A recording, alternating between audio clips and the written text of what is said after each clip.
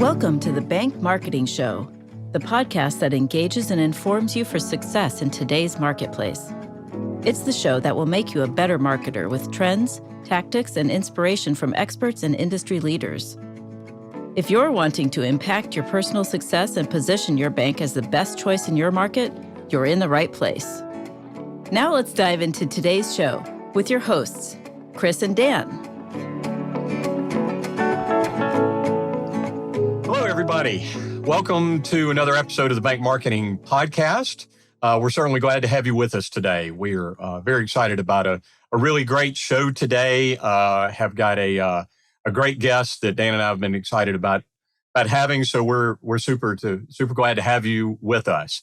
Did want to remind you to please jump over to your podcast platform and subscribe if you haven't already. And we'd love to have you for this and future episodes as well. So thanks for joining us today. Dan, good to have you. Yeah. Yep. And Shannon, glad to have you with us today. I'm glad to be here. I enjoyed visiting with you guys and seeing you guys in action. I've seen the podcast. You do a great job. There you go. Thank you so much. Thanks. Well, super. Well, so let me introduce you, Shannon, for all of our listeners here. So Shannon Aker is the president of the Bank of Brookhaven in Brookhaven, Mississippi, which is about an hour south of the Jackson area. He's been at Bank of Brookhaven for 21 years and has over 35 years of banking experience. Shannon is a graduate of University of Mississippi and the Mississippi School of Banking. He recently completed a term on the board of directors for the Mississippi Bankers Association and has been involved in leading numerous community improvement organizations over the years. Shannon, you grew up in Memphis, and you and your wife, Robin, who's a local girl there, if I have that right. You guys have two grown daughters who married, so your son-in-laws, and between them have three grandsons. So a lot of good family there. That's right. My father was a lot bigger than me, so I married a local girl. I can't take her out of here, so I decided I better stay. Good rule of thumb. Smart man. I love it. Yeah, so a little bit of overview of the bank for our listeners. So Bank of Brookhaven is a little over $230 million in assets and have accomplished record earnings, which we'll talk about that a little bit more over the last several years. Last year, you had $2.8 million in earnings on $233 million in assets with just one headquarters location. So that's a great year, and congratulations on that. Thanks. So, and Shannon and Bank of Brookhaven have been a great client of my agencies, of Agora Eversols, for the last, Shannon, it's been 7 years, almost 7 years. Hard to believe. Mm-hmm. So, and we've worked together on web design and management and SEO and social media management and lots of design and advertising services and all that. So, man, really great to have you with us today, Shannon. Thanks. I'm excited to be here. I'm excited about what you guys have done for us, what y'all brought to the table for us. And it's been a great partnership over these last 7 years. Seems like a couple of years, but that's always, I guess, a way to know it's been a good thing. It doesn't seem like it's been that long. That's right. Yeah, it's and we haven't worked together before this. The first time I'm meeting you, but it's great to do so. And I'm excited to kind of dive in today. But I have to ask about the 2.8 million. It's a pretty impressive stat. Can you talk a little about what you kind of attribute that to? Dan, it's kind of crazy. We had PPP happening last year, so that was a little bit of it. And, we were a bank that had never done an SBA loan. We just kind of made a decision years ago. We didn't want to do those type of loans. And then when that happened, we kind of got one of our guys, our COO got involved and really plugged us in, and we were making them quicker than our bigger competitors were and getting them closed fast. We were able to get all of them, of course, paid off and off the books. But that was part of it. And then, there was grant money out there. But really for us, our little town, about 35,000 in the county, about 12,000 in the city limits. And about 10 years ago, a group of folks, we were kind of involved in this, decided, downtowns are dying around Mississippi and a lot of small towns. What can we do? How can we save our downtown? So we got real plugged into lending money in our downtown area, restaurants. We have a boutique hotel that's real unusual, some loft apartments. So, we had a lot of loans last year in our community, obviously, that were tied to what was going on here. So that was a big part of it. We're a little conservative as far as our decision making. We've never had a foreclosure. We've been close a couple of times, but that's almost unheard of. But that really goes along with what we do with working with our customers. I mean, the ox is going to get in the ditch at some point if you're in business, and you've got to be able to work through that with your customers and not come at them from an adversarial standpoint, but really as a partner and not forget you're a partner. And that's kind of been what's really been our philosophy. It's helped us over the years. That's great. Yeah, I think that's you've summed up, I think, what we as like bank marketers try to do is get the stories out of like, what's the difference between working with a community bank and working with a really big entity. I mean, that's it right there is, I'm sure, I know Chris, your clients did too. And over the pandemic, just the really big entities made it, a lot harder to get for small businesses to get PPP loans, and community banks stepped in. So it's great to hear you're kind of riding that wave and, even expanded your lending capabilities from it. Yeah. It's a changing world, man, every day, as you know. Yeah. Well, and we'll talk about it a little more, but certainly the pandemic has made it all the more so, hasn't it? It really has. Yeah. So, well, Shannon, before we go too far into bank marketing and the bank world and all that, let's pause for just a second. Tell us a little bit about yourself and your career path, your success path. Well, it's crazy. I grew up in Memphis and loved it, and went to Ole Miss. I was on the 5-year program, I crammed 4 years into 5, and I was a journalism major. But while I was in college, I had 2 different banks approach me about working while I was in school. And I thought that was strange, but I didn't take that route at the time. I went ahead and got my degree and got out of school and was working in Memphis for a little while. And another banker approached me that was just a friend of mine. And I thought maybe there's something to this. And I came to Brookhaven and got into banking with a community bank, much like our bank, that has since sold to a couple of different people, but they're currently a Bank Plus bank, which is a great organization. But I just knew if I was going to do it, I wanted to do it where I could have say-so, where it wasn't somebody in another town or another state telling me how I was going to treat my customers and clients in my hometown. So that's really what led me to community banking. And I had a good role model in my boss, Bill Sones, who was kind of the same way. He was a car guy and got into banking. And it just helped me understand that it's really a different world when you're a community bank as opposed to a bigger box type bank. Absolutely. Yeah. So you mentioned before your county is about 35,000 people. Brookhaven itself is about 10,000. So yeah, is that, you kind of think, how do you think about the customer base that you serve? Is it just by that county line, or? Well, it's unique in that we're the only town in the county. Some places in Mississippi, you'll have 2 or 3 different towns in the county, communities, and we've got 4 county schools. We've got 1 Brookhaven High School and a private school. So you got a lot of moving parts within our town, but really just one town. And so that kind of has been our market area.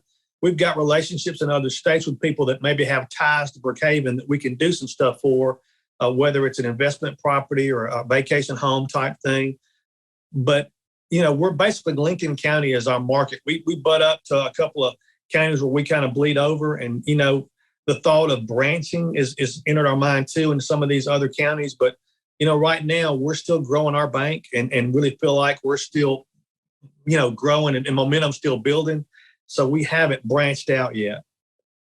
What are your so it sounds like loans, SBA loans are kind of quickly becoming a strength, a specialty of yours, but what how else, what other services do you think of as your specialties? We're mostly a commercial bank, a commercial lending bank. We have some consumer loans, obviously, like anybody does. But the strength that we would say we have is that our customer relationships are real strong. We're real strong with our county and city government, and our school systems are real important to us. And we had a situation with our county school a couple of years ago. They bid the money every year, and we didn't get the bid one year. And another bank got it. They were real aggressive. They were too aggressive. They overpriced it. So when the next year rolled around, it came time to bid again. They didn't want the account. And basically, we're seeing a lot of towns where you have public money, nobody wants to pay high rates on deposits. So you're not having a lot of interest from a bid standpoint. I went to that county bid, even though really nobody was bidding. And we did put in a bid, but basically not to pay much on the deposits. But just the fact that we came after we had lost the bid the year before and we're the only one that showed up because we're the only local bank. And I felt like, hey, that's important for us to be there. I was able to answer some questions for them, help them make some decisions, and kind of get a strategy about, hey, we've never been in this world before where nobody wants our money. So how do we deal with that? So, right. I was able to kind of listen and talk them through some things. But that's kind of how we feel like we're different, is that we're really engaged in our community. We don't just say we are. We're at events all the time, weekends, weeknights. We try to be plugged in everything. Yeah, that's great. Let's let me play off that a little bit and talk, sort of switch into marketing a little bit. But how do you a lot of banks I know struggle to just define what's different about them. And I think every bank I've worked with, like, there's always something unique, but it takes some effort to sort of tease that out and make it part of your marketing effort. But how have you kind of used that in marketing? What are you hoping to achieve with marketing this year? It's funny. I went to a bakery yesterday in town, in our downtown, and I walked in, and a guy that I don't really know him said our slogan to me and said my name. And our slogan is, "It's all about you." And he said that to me and said my name. And I of course, I went and talked to him a little bit, but that's kind of what it's about. You want people to know who you are, know what your bank is, and kind of what it's about. And as a journalism major, I was more tuned into that maybe than I would have been as a business or accounting major, maybe. So we got really involved here in doing some things that our competitors weren't doing. I mean, obviously, you guys know it better than I do. Newspaper business is really changed, and a lot of our competitors did stuff in the newspaper. We had a newspaper that was a 6-day-a-week paper that's now 2 days a week, and it's just not got much in it. We didn't abandon them because they're a client. Now, they sold the newspaper, but they still bank with us. So they do magazines every quarter, and we try to get on the back cover of those type of things. But we hit the radio pretty hard. At Christmas time, I'll get the Chamber of Commerce director, and she and I'll do ads about shopping at home. We try to take what we do and then kind of focus in on our clients, what I'm hearing in the community that needs to happen. And you guys, when we got up with Chris, the train had already left the station. We felt like we had missed the boat on a lot of stuff with our social media. So Chris really quickly brought us up to speed and got us plugged into that area that we kind of had been missing. We had been really heavy in the radio. We got a super talk station here that a lot of people listen to. I do Brookhaven High School football games on the radio, and so I do a couple of things during the football season. We have guests on from the community, and we try to at halftime visit with people in the community about what's going on. So you just want to try to cover a lot of different areas, and really, the world's changed so much, especially in the last 2 years. You're finding out you got to do things differently. So we were willing to do that.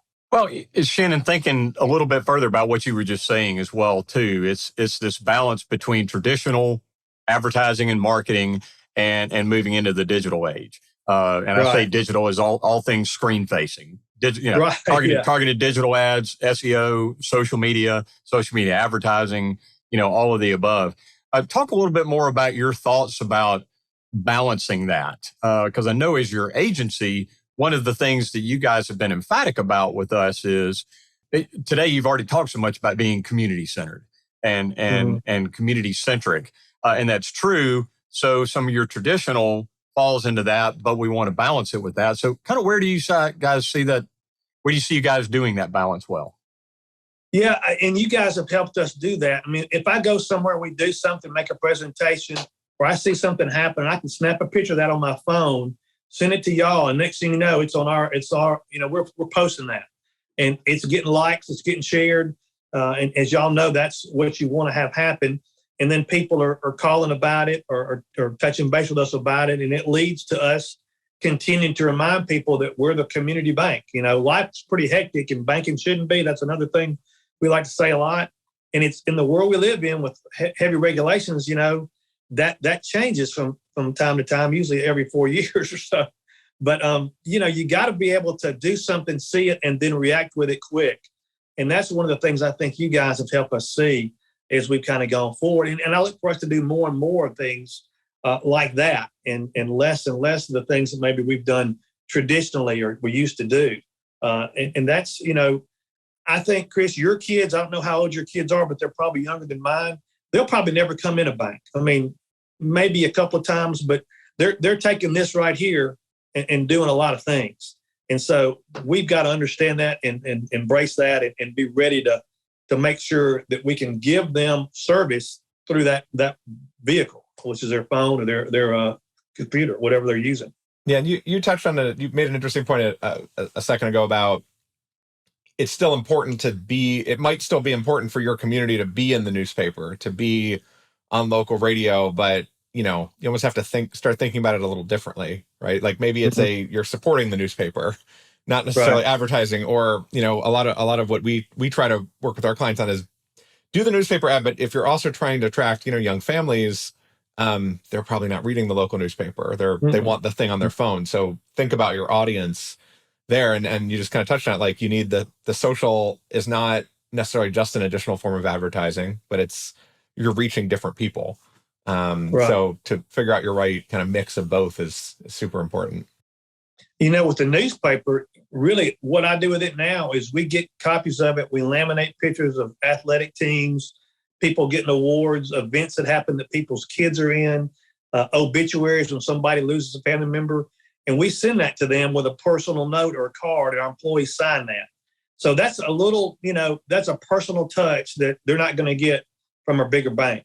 But there's not much news in there anymore because you're getting that quicker here, So the news you get's a couple of days old. But maybe that picture of something they didn't know happened, and you can let them know, hey, I saw that. And I can't tell how many times people have posted on Facebook, I got my stuff from Bank of Brookhaven with my child, in the basketball game. And then people hit on that. Well, I got mine. And all of a sudden there's 25 likes or 30 comments about it. And that's what you like. Oh, absolutely. Well, and then, what we've worked with you guys on, and tell me a little bit about how you feel about balancing that across all the spectrums, because like doing your SEO search engine optimization work. So it's that, and it's these local businesses and community members and all that, but they're still looking for, whether it be a consumer loan or a small business loan or those types of things, and all these different key areas that you still need to exist at the top of the heap. So while your sign is on the fence on the high school baseball field, and that's key and important. And like you said, I mean, that kind of local touch, Shannon, to clip articles out and to do all that still is very tangible, and it means a lot to folks.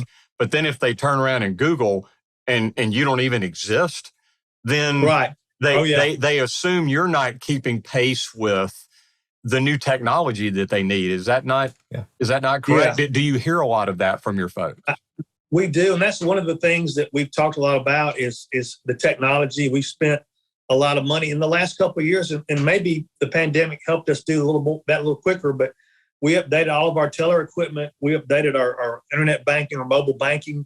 If you can't take a picture of a check and deposit it, that's old news. I mean, we're on down the road from that now. I mean, that's something that you should have already been doing.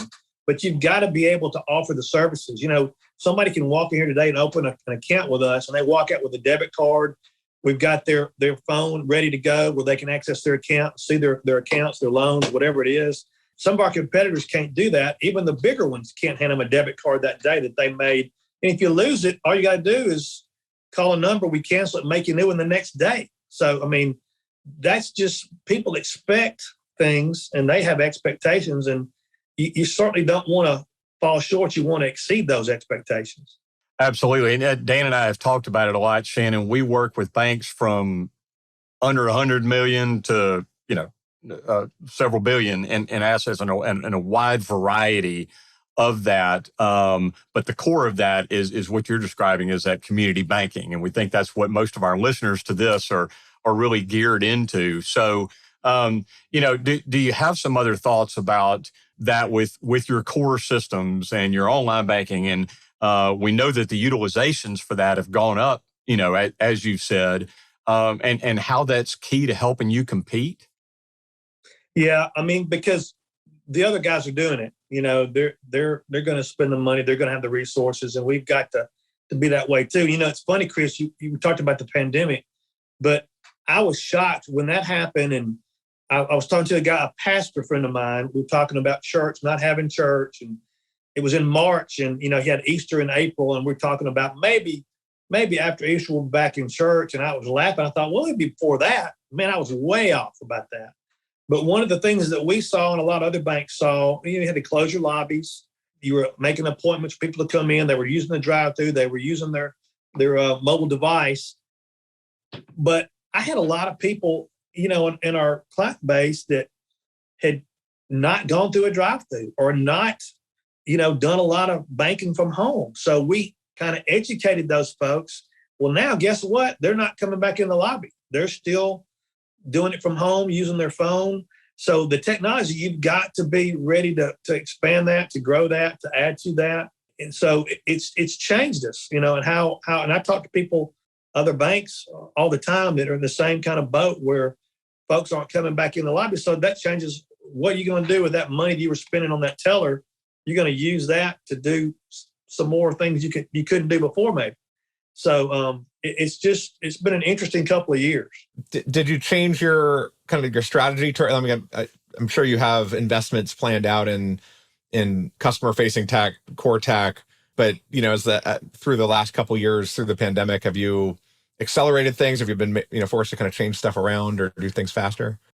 We had kind of made a decision about 3 years ago that we were going to do some things and really had made some budget decisions to upgrade some areas. But, we started this bank, it's 20 years ago. So really, every 2 or 3 years, you're adding services, you're changing how you do things from a software standpoint. And, we're hearing more and more. I talked to somebody yesterday who called me. I've known this lady a long time, and she needed $50,000, and she couldn't tell me why. Well, she was being scammed. So that's something that, we didn't have that 5 or 10 years ago where people were getting scammed like they are now with phone calls and emails and all the things that are happening from a digital world, electronic world to try to, and it changes all the time. So, you've got to have systems in place to protect people's information. You've got to be able to lock the bad guys out, and it's a sad thing, but it's happening.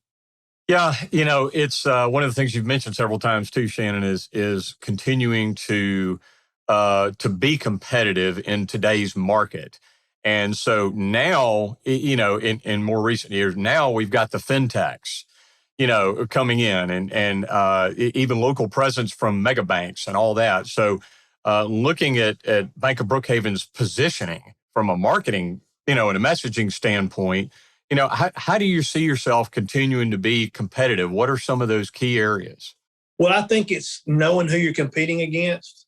So it used to just be the banks, and now it's a lot of other things that you just mentioned. Credit unions are another big thing that we're dealing with.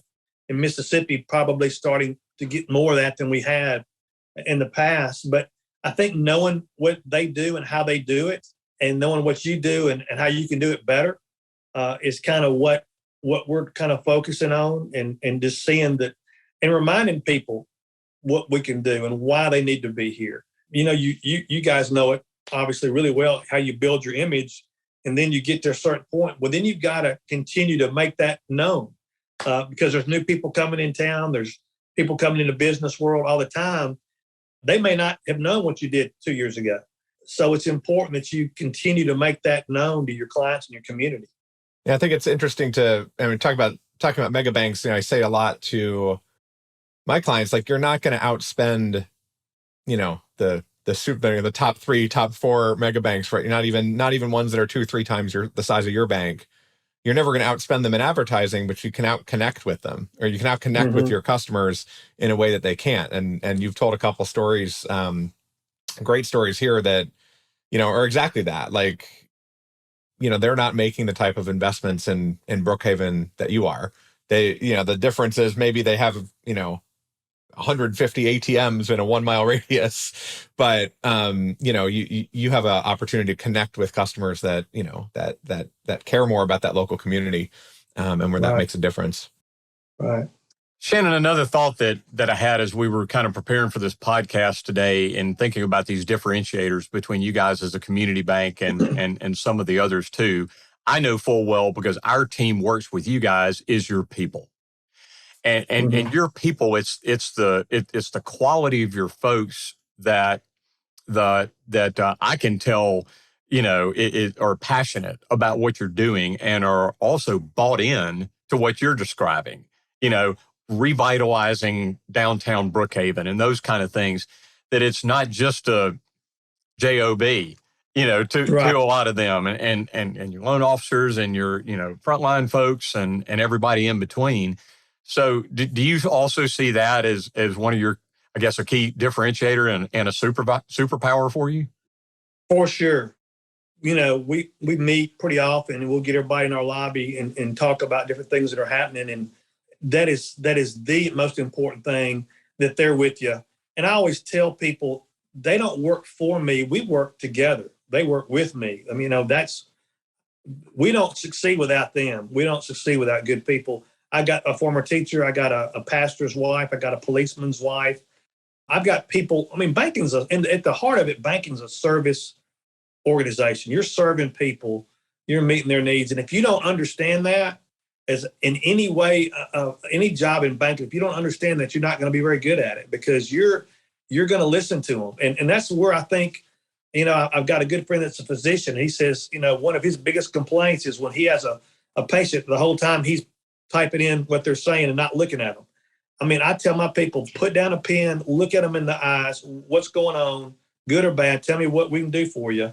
Engage them. Don't just take the deposit or hear the problem or hear the good news. Stop what you're doing and listen to them and hear what they're saying. Because a lot of times we may hear them, but we're not listening. And that's important. So, yeah, having good people is the biggest part of it to me. And, Chris, I'd say we don't have much turnover. I mean, we started this bank, a group of us, because the bank we were working at that was a local bank sold. We tried to buy it. They agreed to buy it. It was a family. They changed their mind. They ended up selling it for less money than we offered them. We came over and started our bank for a lot less money than it would have taken to buy that bank. And so, that was a huge blessing. But the people we brought with us, few of them have retired, but most of them are still here. And so we try to take care of them. We try to, you're doing life with them. You're not just, 8 hours a day, that's family. And if you can't, you don't enjoy them and don't make it fun for them. We give our employees every year a Christmas shopping day off with pay, their birthday off with pay. A spring break this week is spring break down here. So you get a day off with pay. We still do Christmas bonuses. And those are things you can plan for and you can budget for. I know a lot of our competitors don't do that anymore. But we're able to make that happen, and they love it. And so they deserve it. That's great. Like if you can set up a culture inside your bank that you're connecting with your people are going to be incentivized to connect with the community, which, furthers your mission. And, then layering the marketing perspective on top of it, like that comes through in the marketing. That gives you the unique perspective that, your marketing can tell the story of. In a small town too, guys. I mean, I know Chris knows this, and Dan, I'm sure you see us too, but if you're somebody's banker, if you're the teller, you're their banker. If you're the lady that opened their accounts, you're their banker. If you're in customer service taking their phone call, you're their banker. If I'm their loan officer, I'm their banker. But that means you're their banker if you run into them in the cleaners or for a restaurant or at the gas station. They may want to tell you something that's going on. So it doesn't stop when you leave the bank. And so I always remind our people, hey, be ready and listening wherever you are. And that's kind of the nature of the business I think we're in. Oh, yeah. You've got on that Bank of Brookhaven hat wherever you are, even if you're, that's right, at the gas station or sitting in church or whatever the case may be. So, yeah. And sometimes you may not want to, you may not feel like you want to have it on, but you better. There you go. That's right. Well, Shannon, this has been great. We've gotten to visit a whole lot, and I think that our audience here has probably gotten to derive a whole lot about this, about what the core of community banking really is, and the messaging and all of that. We've certainly talked some about the different marketing platforms that we utilize and all that. But the essence of it is, as you say, the people behind it, the service behind it, all of those things that continue to differentiate you guys locally there. So we can't thank you enough for sharing a lot about that. That's been really great, and I think very valuable to our folks listening. Well, I tell you, we've really enjoyed our relationship with you guys, and we do feel like it's a partnership. I mean, I feel like you're a friend and somebody who's not only invested in our company, but trying to help us be better. But you're listening to us just like we try to do with our clients. And it's been a great ride for us. And I would encourage people out there. I'll be glad to answer any questions about our relationship with you guys too. If you have a question out there, want to holler at me, I'd love to do that. Yeah, super. All right. Well, we can't let you go quite yet, because what we do like to do in our podcast is we like to jump over into our lightning round. So we're gonna hit you with a few closing questions here, maybe get a little more insight into Shannon and all that. So you good to go with a few questions here? Sure. All right. Sure. All right. So the first one is we always like to ask, give us a business best and a personal best. What comes to mind? Yeah. I guess the business best would be the last, 8 years, we've been voted the best bank in Brookhaven. They just started doing it 8 years ago, and every year we've been voted the best bank. And that's what we've talked about. It's the people, it's the perception. So that's probably a personal, a business best that we like, that we're happy about. And I think a personal best would kind of be tied to that. And I've been elected the best banker every year. Well, I know that's not true, but I know that the way I treat my customers, that matters. So I kind of feel like that's why that happens. So I think if you really do treat you always hear your parents told you, treat people like you want to be treated. That's the golden rule. I really think that's true. And so I think that's probably my personal best too. Love that.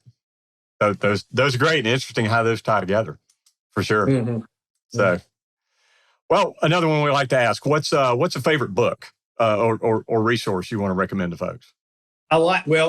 This is crazy. The Pilgrim's Progress. I love that. Okay, but an old book that I got out not too long ago that I read when I first started working in banking, because I came into banking and I basically worked in every area of the bank. I was a journalism guy. I come to the bank and they teach me banking, send me to banking school. So the 1 Minute Manager, when I first got my first branch that I kind of ran, I got that book and I was looking at it the other day, and it's still, to me, a great resource. Man, that's a great one. Yeah, it's applicable. That was an evergreen, timeless, strategy there. So that's great. That's great. Yeah. All right. So you've been around for a while. What's the best piece of advice you've ever received? Two things. I had a guy in college that kind of discipled me that told me, you do what you want to do. In other words, you can go into a meeting and you can have all these great plans, but at the end of the day, are you going to do it? And usually you do what you want to do. And the other one thing I think about a lot is it's not about me. We do get caught up in how this is going to affect us. And really, to be successful, it's not about you. It's about what you can do for other people. And I have to remind myself of that a lot. But I think that's two good things that kind of helped me. And that's definitely come across in this interview, just talking about people. And, I think as a community banker, that's super important to just constantly, always be thinking about your people, about your community. That's a great one. For sure. That's great. All right. Well, here's a closing thought. What's something that you always tell your team, kind of a mantra or something you always like to tell folks? I tell them to listen. A lot of times, I mentioned it a minute ago, we'll sit down with somebody, and usually you get off on a problem with somebody in banking. There maybe it's a family issue. You're trying to help somebody who's trying to help their kid or their parents are in a situation. Listen and try to take in what all's being said.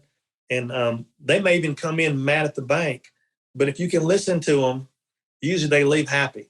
If you can listen to what they're saying and try to put yourself in their position. So I always tell people to listen, to look and to listen. Man, that's great advice. So too hard to come by in a lot of areas these days, I'm afraid, right? So, well, super. Well, Shannon, this has been great. I know, Dan, you and I had talked about this, and we were excited about having you on the podcast. The books and some of the things that you've mentioned, we'll link to in the show notes for the podcast. And with your offer, we'll put your contact information in there. And if somebody wants to reach out to you, a fellow banker, a marketer, whoever it may be, And we appreciate the opportunity to do that too. So before I let you go, I'm from Memphis. So everybody has their Memphis story. So I was just going to show you, Elvis, my dad had a barbershop in Memphis and cut Elvis's hair. So you always want to have something you can talk about in your office. So this is my little conversation starter is that. So I know this summer there's a big movie coming out about Elvis. And of course, a lot of younger people don't know who he is, but that's my little Memphis story for you. So man, thank y'all for that's amazing. There you go. I love that, Shannon. And for folks that are listening and not watching, I will clue them in that was not a full color picture. That was quite old black and white. That's really cool. So, well, Shannon, it's so great to have you. Appreciate it. Absolutely. Yeah, thank you so much. All right. Have a great one. Thanks for joining us. To go deeper or get access to some of the valuable nuggets from today's show, go to bankmarketingshow.com. There you'll find episodes, links to resources, and much more. Be sure to subscribe wherever you find your podcasts. And join us next time.